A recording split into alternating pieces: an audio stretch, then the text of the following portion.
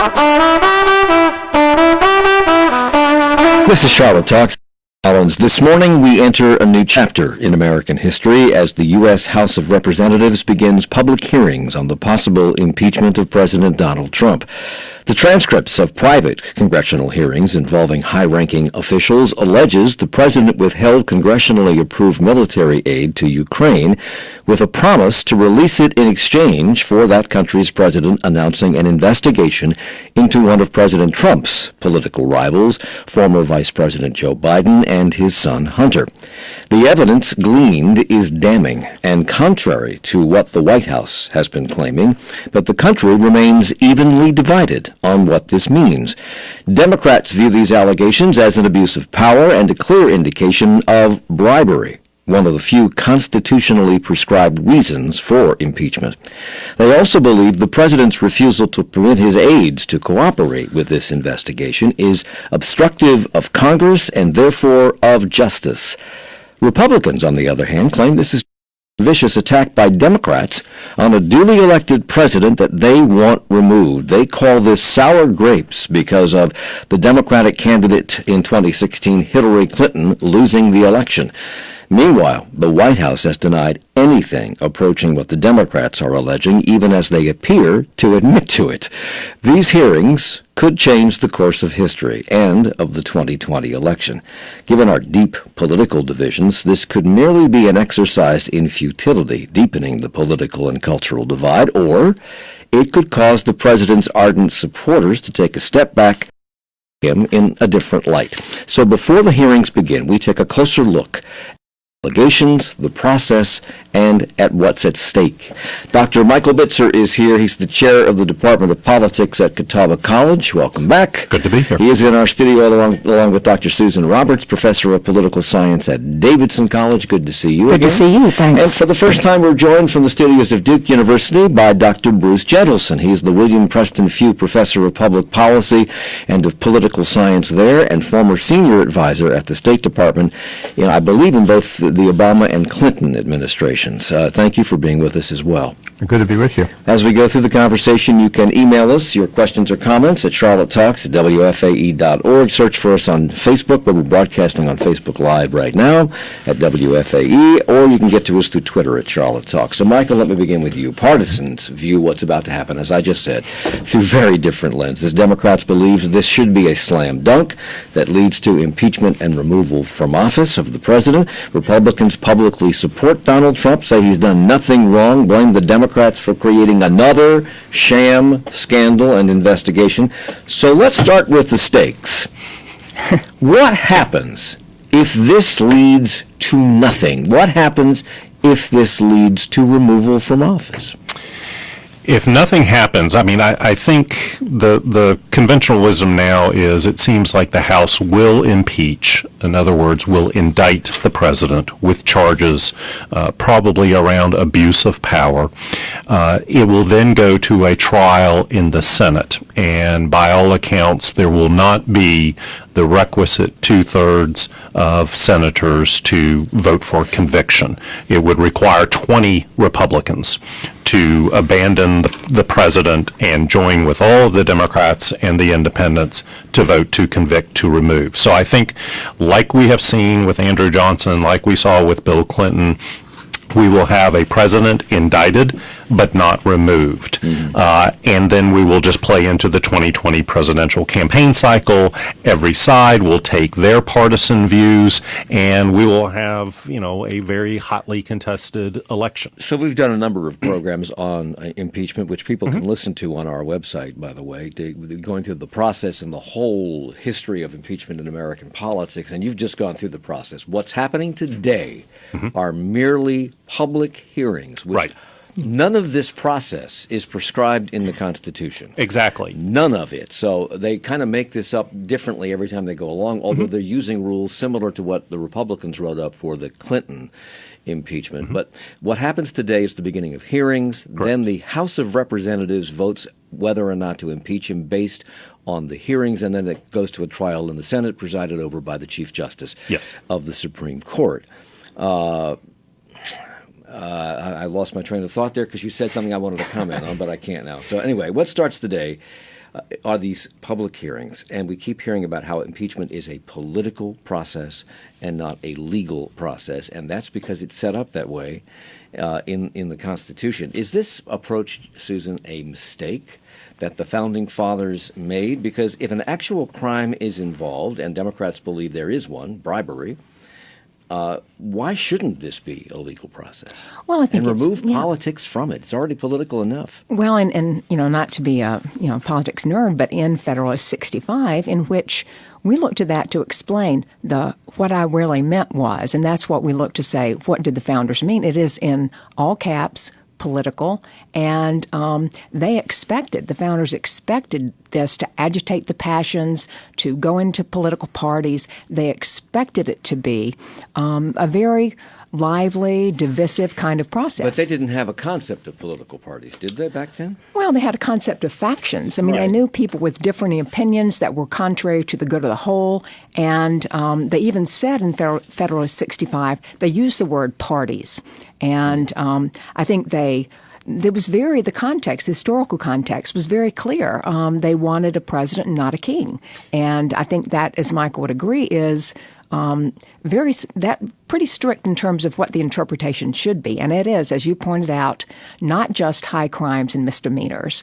It is treason, bribery, or other high crimes and misdemeanors. Yeah, bribery is one of the two specific Correct. crimes mentioned in the Constitution. So we've gotten to this point in the Trump presidency, Bruce Jennelson, largely because career diplomats have come forward to express serious concerns over what they allege are manipulations in foreign policy that are injurious to the United States and which may threaten national security. On the other hand, the president's acting chief of staff, Mike Mulvaney, pointed out during a press conference that quid pro quo, asking for something in exchange for something else, happens all the time in our dealings with foreign nations. So having worked as a senior advisor to the State Department, first, is that true? Is quid pro quo something that happens all the time? And if so, what makes this different? Yeah, I think the difference is there's no question that when Secretary of State or ambassador is negotiating with another country, you bring up your own political issues that relate to your country's national interest. So, for example, the Trump administration pressuring the Central American countries and holding up foreign aid to make concessions in immigration. I may not like that policy, I don't like that policy, but that's about a policy. What's different about this, it was about personal political interest, nothing to do with the country's interest. And that is very, very different. And so when Chief of Staff Mick Mulvaney, one of the most chilling comments I've heard in this whole process has been when he said, get over it. And you can take that a lot of different directions for what the Trump administration is about. This is very different in that respect. And so you have coming forward very credible validators. You know, people tease the State Department of being a bunch of striped pants folks, but, you know, they work for one president after another. Many of them I know said, look, I don't like this president. I'm going to try to stay in the administration and try to keep it between the guardrails. And you have people like that coming forward. You have a decorated Ukrainian-American military officer. You have members of the Democratic Party who swung to this and hadn't been pro-impeachment, who before becoming members of Congress had worked for the CIA, the Defense Department, the Navy. And so it really makes it very, very different than just, hey, I've got this interest for my country, you've got yours, and let's trade national interests. It was much more about strictly personal political interest of Donald Trump. As people watch these hearings today, and I think it's Thursday of this week, and then Friday, and then it's Friday of this week, and then Tuesday, Wednesday, Thursday of next, or whatever it is. As they watch these hearings, how important is it for people to understand that the people coming forward to testify are not politicians? Right. They're not Republicans or Democrats or partisans. They are what Bruce Jennelson just called them. They are career diplomats who have devoted their Civil lives. servants. They are civil They're servants. civil servants. Exactly. Many of them are military people with relatively high ranks. How should people view those people and their testimony, as opposed to politicians? It is critical to understand that the people who work the day-to-day jobs of our government, whether it be at the national, state, or local level, they are nonpartisan, neutral, administrators, and those are the individuals. It doesn't matter if. But are they? If you take this to the basics of office politics or academic politics, which I know you're very familiar with, if a new head of the department comes in and he wants to take it in a different direction, there are going to be people who have been there for 30 years and Right. we will either outlast that person Right. or Yep. we'll obstruct that person's goals and try to stop that person from being successful at whatever it is he or she wants to do. Does that make them right or wrong? Does it make them partisans? How do you deal with that? Well, and some of it is you have a new chair come in, you know what they're doing, and sometimes you just go about your daily business. And so I think that's what the civil servants are going to do. Now, it's clear that there is a kind of direction that they see the president wants to go. But, impeachment is a remedy of last resort. And I don't think these people would have mutinied. I mean, we looked at Nikki Haley's new book, With All Due Respect, and that kind of says, Mr. President, I disagree with you, the title itself, but they can't just. Well, the title may disagree, but she clearly does not. She does not.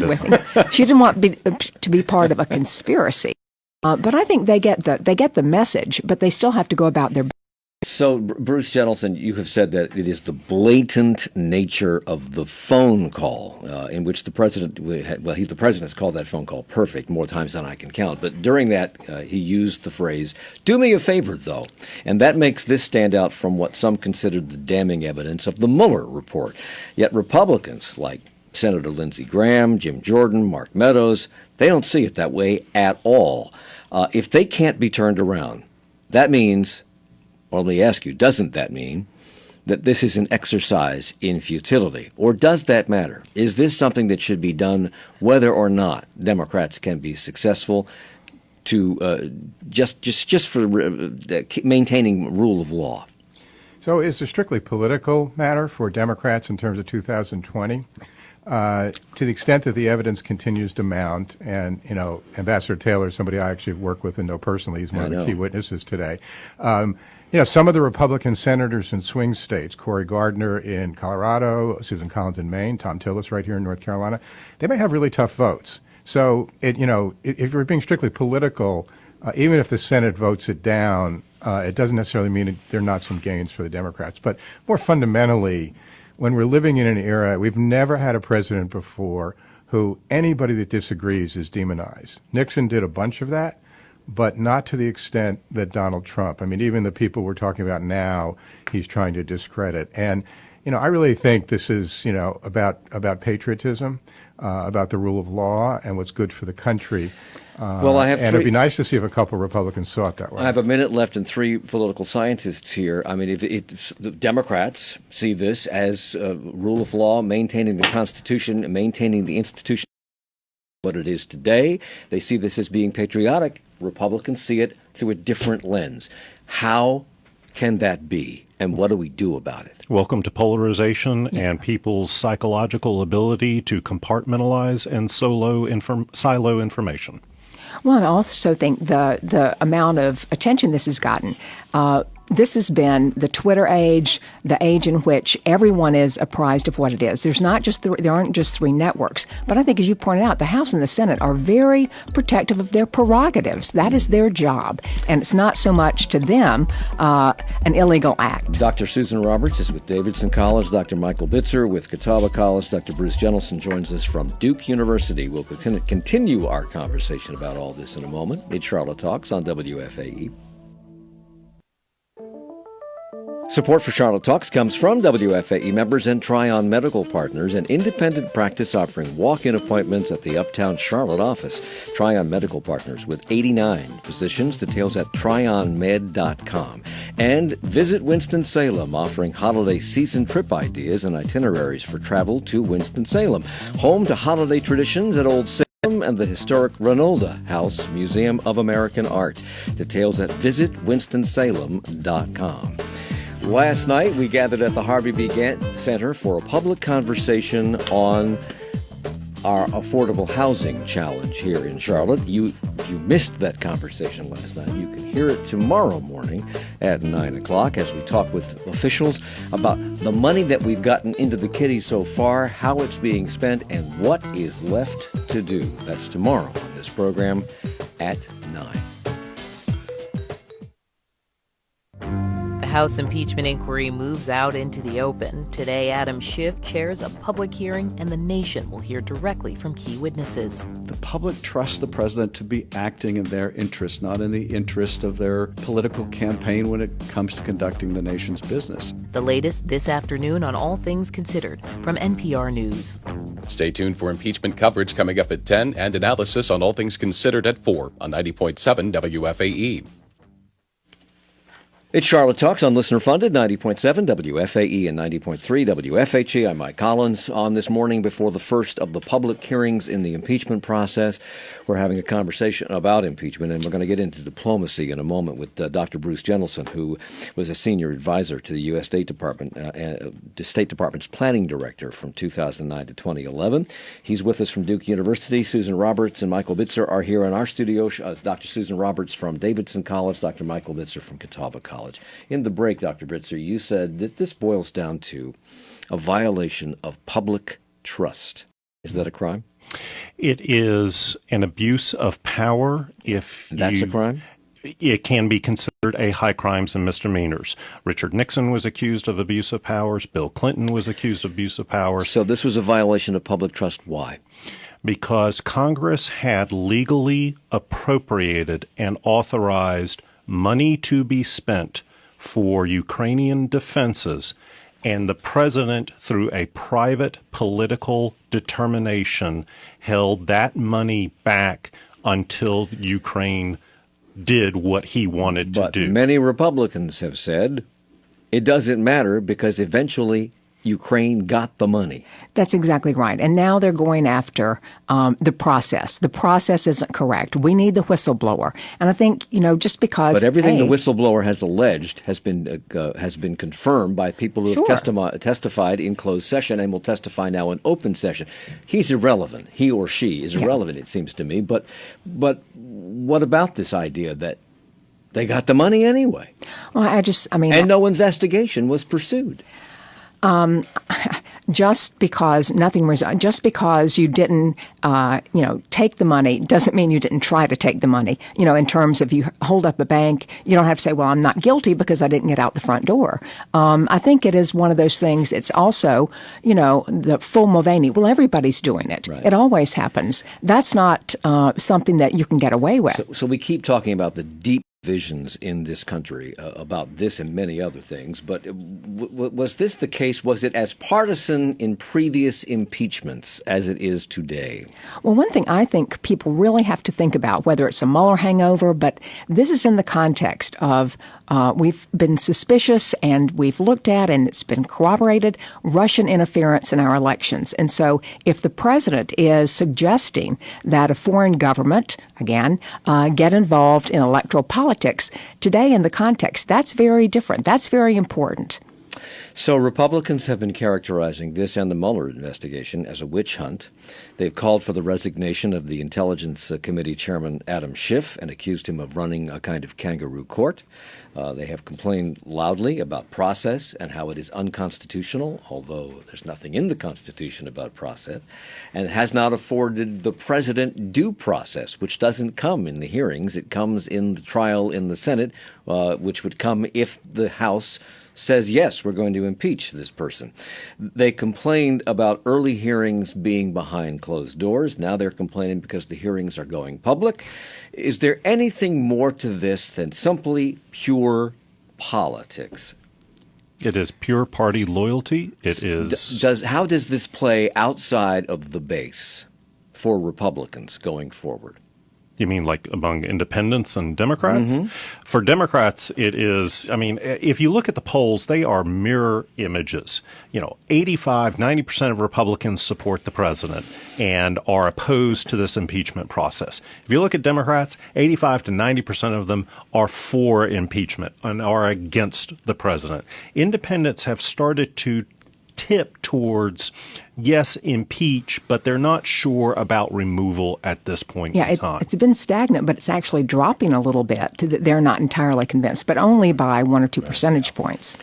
So, Bruce Jettleson, today's hearings are going to start with testimony from William Taylor. He's the top U.S. diplomat, or was, in the Ukraine, who in closed-door sessions told the committee that he was unhappy that U.S. aid to the country was held up by the administration. He was also uncomfortable with the irregular channel created by using people, including the president's personal attorney, Rudy Giuliani, in dealing with Ukraine policy, including the president's personal attorney.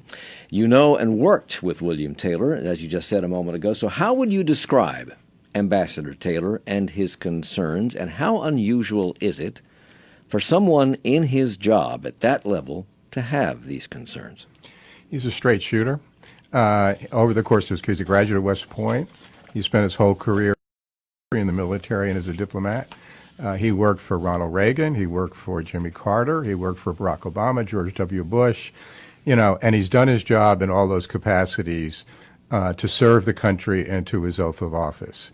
I think what makes his testimony particularly salient, in addition to his own, credibility, is that he really gives the kind of play-by-play chronology of this whole issue, not just the phone call, but what led up to it, what was tried afterwards, sort of the cover-up.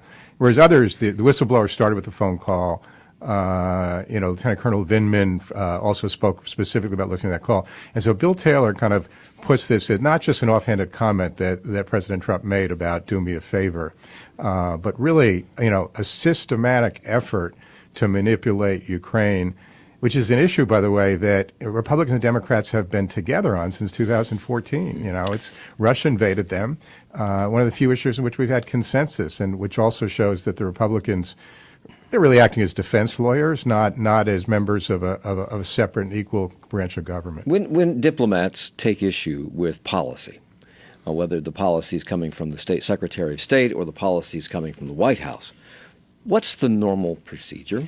Yeah, so there's since the Vietnam War, the State Department created something called the Dissent Channel, in which members of the State Department, both career and political appointees, can convey their dissent right up to the Secretary of State, as they want, and that's used quite a bit. I mean, I've seen a lot of things come through that channel. There have been resignations in the past. In the Clinton administration, State Department officers who were really concerned that we weren't doing enough on Bosnia in 1993 resigned.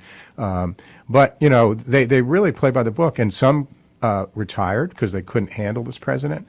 But, Ambassador Taylor and the other people, Deputy Secretary, they tried their best to do what was best for the country within the parameters the president set. And then it just got to be too much because it was so blatantly about him and not the country. So behind closed doors during testimony to Congress in the last couple of weeks, Ambassador Taylor told Congress, and he'll probably repeat it today, that he had a clear understanding, his words, that U.S. military aid would not be sent to Ukraine until the country pursued investigations that could benefit President Trump politically. He described this as, once again, his words, a nightmare scenario. He's going to be attacked by Republicans. Is there anything in his background, personal or professional, that they could use to paint him as a partisan or as unreliable or in any way deficient as a reliable witness? I'm sure there is. We all have things, but that makes your point, right? The notion that they're going to search for something and then send it out in their echo chambers. It's really, sure, there's partisanship on the Democratic side. There's no question about it. I've worked a lot on that side, so I may not have that much credibility saying this. But what the Republicans are doing now is fundamentally about party over country, and largely because they're afraid of being challenged in their own primaries by Trump supporters if they're not totally aligned with him. Is it because they want that job so badly? They want to keep their job so badly that they'll do anything to keep it? Or is it because they believe that if they don't stay where they are, somebody worse might come in? I think it's more the former. I'd love to see a few chapters in a new edition of John F. Kennedy's Profiles in Courage be ready to be written about some courage among the Republicans, but we'll see. So talk about the way most nations, including the United States, interact at the diplomatic level with foreign countries. I mean, how out of character is it for a non-employee of the United States, a.k.a. Rudy Giuliani, as well as somebody outside of the State Department, for that matter, to be conducting foreign policy negotiations? How unusual is that? You know, presidents sometimes use personal friends to convey messages to other leaders that help move a policy along, again, in service to the country. But not as end runs, more as, to help move the process. And where's the line? How do you tell normal policy or procedure that other presidents have engaged in with what just happened here? What the objective is. Is the objective to accomplish a national security goal, or is the objective to a personal political interest? And we're even seeing that today in the meeting with President Erdogan from Turkey. I mean, this has been run by President Trump's son-in-law, Jared Kushner. Now, he's on the payroll, but he's not exactly high on the list of people that really know foreign policy. And he's been leaving a record of most every issue he's been involved with have gone backwards rather than forward. So part of this issue of Ukraine is it's very much about Ukraine, but it's not an isolated incident. It's a pattern of behavior that we see from this president. Is it illegal to have a non-employee talk to another nation about what we'd like to have done, or is it simply messy? I'm not a lawyer. I know it doesn't serve the country, and I think the expression of high crimes misdemeanors, wasn't absolutely a legal term. The Constitution was set up as some core principles of governance, and so I can't answer that, as a strictly legal question, but it's bad policy. Like any corporation, and this is, I think it could be successfully argued, if you want to have a businessman run the United States of America, then that makes the United States of America the largest corporation in the world. And all corporations have to have policies and procedures to get things done and make sure things go smoothly. Can the U.S. foreign policy apparatus run by the State Department operate effectively if a president chooses not to go through the channels to achieve his goals? If he chooses to bring in some sideline person who's not even on the payroll, can it operate? Well, again, not the way he's done it, because don't forget what's happening is not just the State Department, but the role of the White House National Security Council is to run what the jargon they call an interagency process, the Defense Department, the intelligence agencies, and come to a shared position, coordinate Secretary of State, Secretary of Defense. This is all about an end run that was meant to accomplish something that wasn't in the country's interest, and that's the real difference. There are other cases in which presidents have constructively used private envoys, but they're just not the same. Was the diplomatic corps in the loop on what Rudy Giuliani wanted to do? Because it strikes me that if they didn't know what was going on the Giuliani arm of the State Department, then that would put them at a disadvantage when dealing with Ukraine through legitimate channels. Yeah, I mean, you even see it in the White House. John Bolton calling it a drug deal he didn't want to be part of. Dr. Fiona Hill, who was a widely respected Russia expert who served in previous administrations, took a lot of criticism from some of her colleagues at Brookings for coming in, but she said, look, I got to try my best to keep this, between the guardrails. And so people were getting bits and pieces and saying, what the heck is going on? And that's where Bill Taylor seems to have pulled together the chronology and the pieces more than any other single witness. Other witnesses will speak to specific pieces, but that's what his role is. Michael Bitzer, Susan Roberts, do you think that as Ambassador Taylor testifies and lays this out, the chronology of this out, and what it means, and all the things that we just talked about, that the American public will understand this, that they will see it for what it is, or what Ambassador Taylor believes it to be? Well, I think it's interesting that the numbers have shown that only 2% of Americans will change their minds after watching the hearings.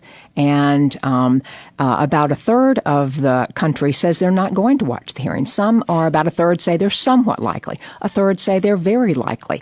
But to think that only 2% of the public will change their minds because of the hearings in public is your listeners are watching, are going to watch, I'm going to watch, but the general public. And you have to look at the importance of public opinion in all of this. And I think we've really overestimated the impact that public hearings might have. So, Bruce Jentleson, fans of President Trump like the way he has come into office and shaken things up and taken a different, highly unorthodox approach to almost everything about the government.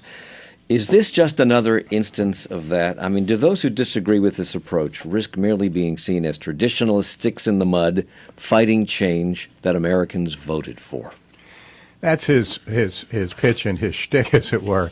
But I think it's what he has done, and the thing I actually worry most about, we were talking about earlier, is the way he's just broken all the norms of our politics. Anybody that disagrees is an enemy of the country, and he can.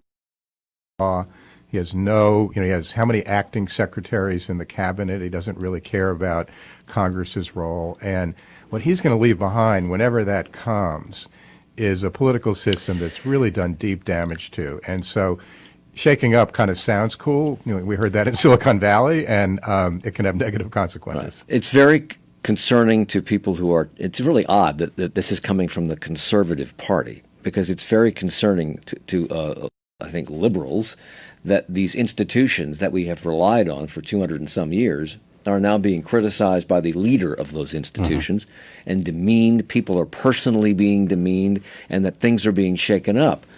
But so what? Is that impeachable?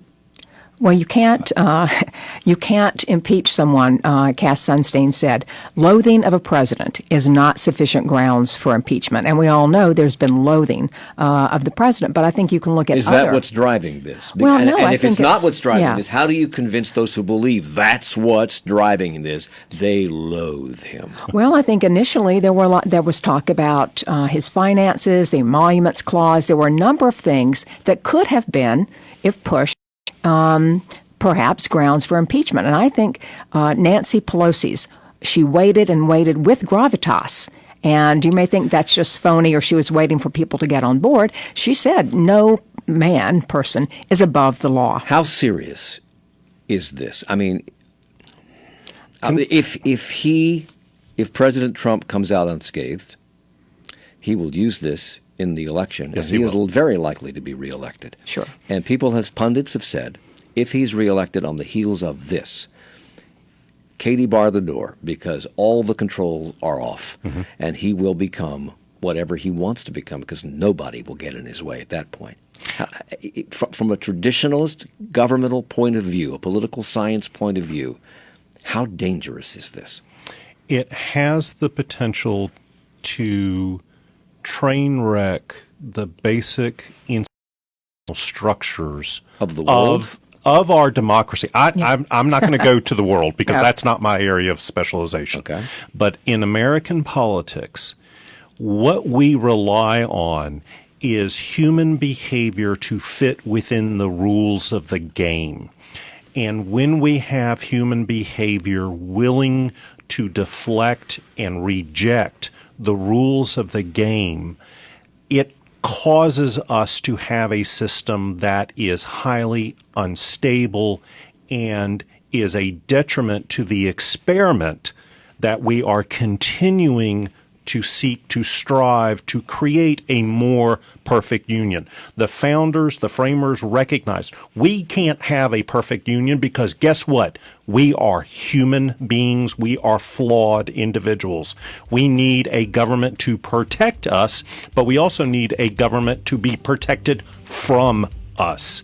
And I think that's the inherent danger that I see as a political scientist. Dr. Michael Bitzer from Catawba College, Dr. Susan Roberts from Davidson College, and Dr. Bruce Jentelson joins us from Duke University. We will continue in just a moment at Charlotte Talks on WFAE. Support for Charlotte Talks comes from WFAE members and Levine Cancer Institute, part Atrium Health, dedicated to bringing care and treatments to the Carolinas, offering access to current clinical trials and 200 cancer doctors in more than 25 locations. Atrium Health.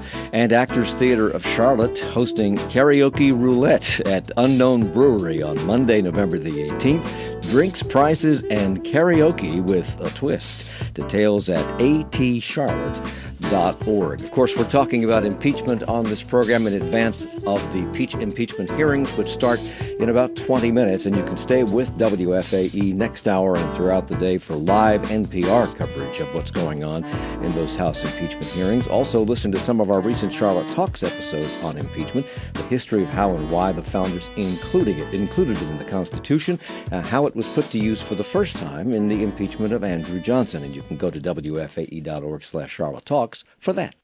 Like a good Thanksgiving feast, on Morning Edition, we give you a little bit of everything. Main courses. We've been tasked with sort of overseeing the Ukraine-U.S. relationship. Substantial sides. A lot of school officials are fed up with students vaping on campus. And dessert. Supercalifragilisticexpialidocious backwards is docialiexpiasticfragicalirupus. Dig into a full spread of stories every day from NPR News.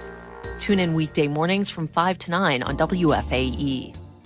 It's Charlotte Talks on WFAE and WFHE. I'm Mike Collins. We're here with Dr. Michael Bitzer and Dr. Susan Roberts and Dr. Bruce Gentleson, all political scientists from Catawba College, Davidson College, Duke University, respectively. In her new book, former UN Ambassador Nikki Haley took issue with former Secretary of State Rex Tillerson and former White House Chief of Staff General John Kelly for coming to her allegedly and asking her for help in holding back the president. She says she refused and believes that instead of doing that, doing end runs around the president, they should have confronted him directly, and if they didn't agree and couldn't come to terms, resign and leave the White House. Have we ever had instances where underlings were suspicious of or fearful of the actions of the chief executive? Well, sure. I think one of the assignments that my class has in the presidency is they read memoirs of staffers, and it's one of the only ways you can get behind the scenes, behind the curtains, and see what goes on. And George Stephanopoulos was very upset when he found out the personal foibles, if you will, of Bill Clinton. So whether you agree with President Trump or not, then, how should we feel about people who are within the administration who are being obstructive of the president's goals and desires? Well, all you have to know is, not all you have to know, but the president operates out of loyalty to him and out of a need for continual reinforcement. And, I would have said, Tillerson and Kelly, they knew what they would do what would happen if they went to the president. They'd be out. They might be fired by Twitter. They might want to spend more time with their families. But it's one of those things where she may be correct, but there really isn't. There's not a hierarchy in terms of formal positions. Presidents get their advice from a number of different sources. Yeah. I just want to point this out, that she was on the Today Show. Nikki Haley was on the Today Show. I think it was yesterday or the day before, and she was asked many questions about the president directly, which contradict completely what she has said in the past about him. So you don't know which opinion of hers about the president to believe. But that's nothing new in this world in which we live. Democrats hope for compelling testimony to come out of these witnesses over the next several weeks. But this is the television age. The facts should be compelling enough, but that doesn't always work on TV. Witness what happened with Robert Mueller. What do viewers have to see and hear in order for what's about to happen to be compelling? Well, I think first they're going to look at how the Democrats are going to message this. And the Democrats have been lousy at messaging. The Republicans will get a phrase and the Democrats will try to explain. And so I think maybe people to look for some fireworks. And there have been fireworks on committees recently. And people really, they talk about them. Did you see Kamala Harris when she was going after the nominee? But this is, as I understand it, and I could be proven wrong, this is going to be a lawyer doing the talking for the Democrats and Jim Jordan doing the talking for the Republicans. It is, and that's going to present an interesting framing in that regard. Think about the one key question that we all remember out of Watergate. Howard Baker. What did the president know, and when did he know it? That framed the entire process and the issue. And if there's something as monumental as that, it could sway, but partisanship, as we have noted, is a hell of a drug. So, Dr. Gentleson, can we expect Ambassador Taylor, who you know, or the State Department's George Kent, or Ambassador Yovanovitch, or the U.S. Army's Lieutenant Colonel Alexander Vindman, who are the star witnesses this week, to do the trick? Or will it take someone like John Bolton to come forward and substantiate what these three will say in order for the partisan divide to be bridged? I actually think John Bolton is a little more colorful character and less straight by the book, so he might be a bit more, emotive in his comments, and he basically was fired by the president, which he's not very happy about. But I actually think, Michael's point, the question came from Howard Baker, a Republican on the committee, right? Mm-hmm. And so this is, given precisely all the partisanship, if you start to see a couple Republicans, even a small number, who start to say, this is really about the country, not just about the party, that can have a huge impact. And remember, Watergate, started with very, very low percentages of the public thinking the president should be impeached or, resign from office. And so you could actually, this partisanship could play in the other direction if it's, punctured by just a few. And, talking about Republicans being conservative before, they should actually go back to their great conservative political philosopher, Edmund Burke, who talked about, that you're not a delegate in these positions, just doing what the people want to do. You're a trustee. You're there for your judgment and loyalty to not any individual, but to the Constitution. And they would do well to consult their own conservative political philosophy. I have interviewed many, many, many ambassadors on this program, and one thing that they all hold in common is that their lips move and sound comes out of their mouth, but they're not saying anything. They will not commit to anything because they're diplomatic. They're diplomatic. So, a question for you as somebody who worked at the State Department, Dr. Jenelson. How unusual is it for a diplomat to actually say something like has been said by Ambassador Taylor? And is all of this are the intricacies of diplomacy just too over the head for average American television viewers and radio listeners? I think some of the comments that we've heard from Bill Taylor's testimony, like, this is crazy, I'm out of here, those are different than what you're saying. And I really don't think we're going to – there's so much, back and forth on television moments, and they last so temporarily because another one gets fired at you, that it's really going to come – it has to come from people in leadership positions who are willing to get out there and start to turn the tide in the other direction. I don't think we'll have a single television moment like in the Watergate era because of the difference in the whole ecosystem of communications. Everything that these folks are going to be saying this week and next has already been said in the closed-door meetings. And all the transcripts have been released, and they didn't move the needle. Why do Democrats think that having this done in public, on television, is going to move the needle? Well, the Republicans were wanting it in public. Mm-hmm. Yeah. And I actually disagree that it didn't move the needle because what happened was you had not only Speaker Pelosi, but 7 Democrats who were both in their first term. Many of them were women, and all of them had national security backgrounds from the CIA, from DOD. And when they came out on the Ukraine thing and said, now we favor impeachment, that was the momentum that got us to where we are, different from everything else that happened. So, we've seen a little bit of needle moving. And, public opinion, it's really what happens among the leaders. They can move the needle, not just respond to it. If Democrats want to move the needle, why are they holding these hearings at 10 a.m.? Why aren't they on at 8 p.m. in prime time, Michael? That's a great question. I think, the expansiveness of how long these hearings are going to last, if you started at 8 p.m., they could probably finish up at 2 a.m. And, well, then start them at 7. Or 7 or whatever. I think the optics certainly are going to be driven by the video and the words that these witnesses will be testifying to.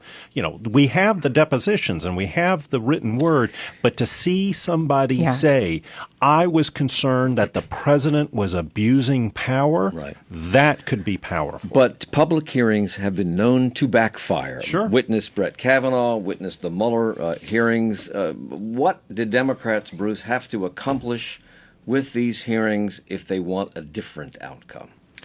I think they just have to lay out the case as best they can. It'd be great if there are a few nuggets we haven't heard yet that get out there from other witnesses. And they have to – I happen to think Congressman Schiff, he's been incredibly calm and speaking to the issues, is doing a good job, better than some of the other Democratic leaders. And they have to convey that this is about what they think is best for the country, not just about politics. So 25 to 30% of diehard Trump supporters will never believe that. But, there are others that, as we've seen in the elections, the 2018 and 2019 elections, Trump lost support among suburban women and others. So it's not unmovable. We take this notion of Trump's base too far sometimes. Well, and I think again, context matters. And this is a time in which you have seen a spate of articles about Trump's state of mind. Is Trump becoming unhinged? And I think there are people that want to see how much they can get, not just for the facts, but if people will comment about how the president was acting. Was the president erratic? So the Democrats have to accomplish laying out a clear, simple story of bribery and abuse of power, using money appropriated by Congress to help an ally as a lever for personal gain. That's what they have to accomplish. And the House Democrats have unveiled a narrowly tailored set of questions to guide these hearings, which they should not have unveiled, it seems to me, if they want to be successful, because now the Republicans will take this and use it against them, as they should. So here's what the three things that they have laid out. One, did the president request that a foreign leader and government initiate investigations to benefit the president's personal political interests in the United States? Two, did the president, directly or through agents, seek to use the power of the office of the president or other instruments of the federal government in other ways to apply pressure on the head of state and government of Ukraine to advance the president's personal political? And finally, three, did the president and his administration seek to obstruct, suppress, or cover up information to conceal from the Congress and the American people evidence about the president's actions and conduct? Are these questions easy to understand, and will they resonate with people who watch these hearings? And if the answer to all three of these questions is yes, will that resonate with voters? I think that the way that the questions have been shown is public office, private gain. And if we think about the history of what high crimes and misdemeanors were, the previous version suggested was maladministration, corruption, bribery, use of office for personal gain. That got changed to this notion of high crimes and misdemeanors. And indeed, these questions seem long, but at the heart it's, did a private individual acting as president of the United States seek private assistance through public means? That, I think, will be at the heart of the issue of abuse of power. If the answers to those three questions turn out to be yes, one would think that means an impeachable offense has been committed here. If the American public recognizes that those three questions have been answered in the affirmative, what can Republicans expect if they refuse to convict in the Senate? Well, I think Republicans are fairly bulletproof. I mean, only a third of the senators are up for re-election. Now, this time around, more Republicans, I believe, than Democrats are up for re-election. That's been one of the sticking points, that people have been, Congress members, single-minded seekers of re-election, and they have been reluctant to get on board because of re-election. And that's one of the sad facts, too. I think the Republicans feel as if they can skate through this. They've skated through so many things. How many times have you heard people say, how do Republicans look themselves in the mirror after this vote or that vote? But if the answer turns out to be yes, and it's unequivocal, they prove the case in these hearings, and it then goes to the Senate, and we all know, all of America has seen the fact that this is yes, yes, and yes. Can't Republicans safely say to their base, the Constitution prescribes impeachment and removal from office when there is evidence of treason, bribery, and other high crimes and misdemeanors, and that has been proven. Therefore, we have no other choice.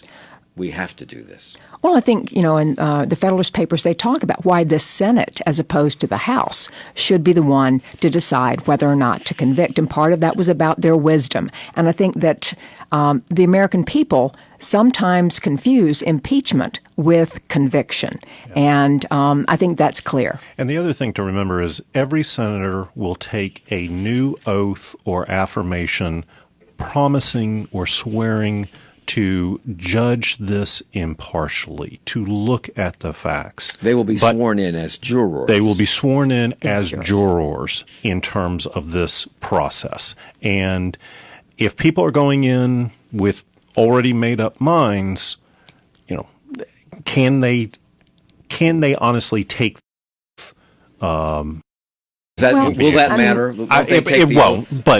but it's part of our partisanship. Right. And there are differences in interpreting the Constitution in terms of originalism and the living Constitution, because they may think, okay, the Constitution, but they may have a very different view of how the Constitution exists in Except society Republicans today. in general seem to be strict constructionists. That's right. That's what they want on the Supreme right. Court. That's what we've taught in constitutional law. Yeah, but, politically, if those seats in Colorado and North Carolina and Maine get in play and a couple of others, they risk losing majority control of the Senate. They're not going to win back the House. And if the Democrats win the presidency, they would face full Democratic control. So they have some political stakes here they've got to figure out that could cut in both directions. We're just under 12 months until the next presidential election. The peril here is high for those who want to see Donald Trump defeated in that election, and that means the Democrats, because they could lose all of this through these impeachment hearings. Is this gamble worth the effort? Or do we have to do this? Because if you really believe the Constitution's been violated, you must do this. I think the House believes that at least the Democrats and perhaps some Republicans under the radar, that this has been a breach of the public trust. There've already been, the president has already said no collusion, although many people thought it was something more in terms of justice. That's where Clinton, found his way into being impeached, obstruction of justice. I would just say that, if you're a voter out there who's not, a diehard Trump person or diehard Democrat, and the Democrats backed off because they really were worried about the politics, even though they believed there was a case to be made for the country, you say to yourself, if they don't act on something they really deeply believe in, what will they act on? So I actually think they have to. I have 30 seconds left, less than that. We have a lot of comparisons to Watergate in this, but we have a whole different world now with social media and Fox News and Rush Limbaugh that didn't exist back then. So, in today's world, would Richard Nixon have survived? Michael? Doubtful. Susan Roberts? No. Bruce? No. Even in today's world? Yes. Yes. Yes. Wow. Judy on Facebook writes, I recognize my own bias, but I hope I can listen to the hearings with an open mind. Please do. Yes, let's all try to do that. Let's all do that. Dr. Michael Bitzer, Chair of the Department of Politics at Catawba College, Dr. Susan Roberts from Davidson College, Dr. Bruce Jennelson from Duke University. Thank you all. Charlotte Talks with Mike Collins is a production of 90.7 WFAE. Support for Charlotte Talks comes from Mazda Charlotte. Wendy Herkey is the executive producer. The senior producer Keever. Chris Miller is the producer. Our assistant producer is Jesse Steinmetz. Our production assistant is Jennifer Warsham. And our engineer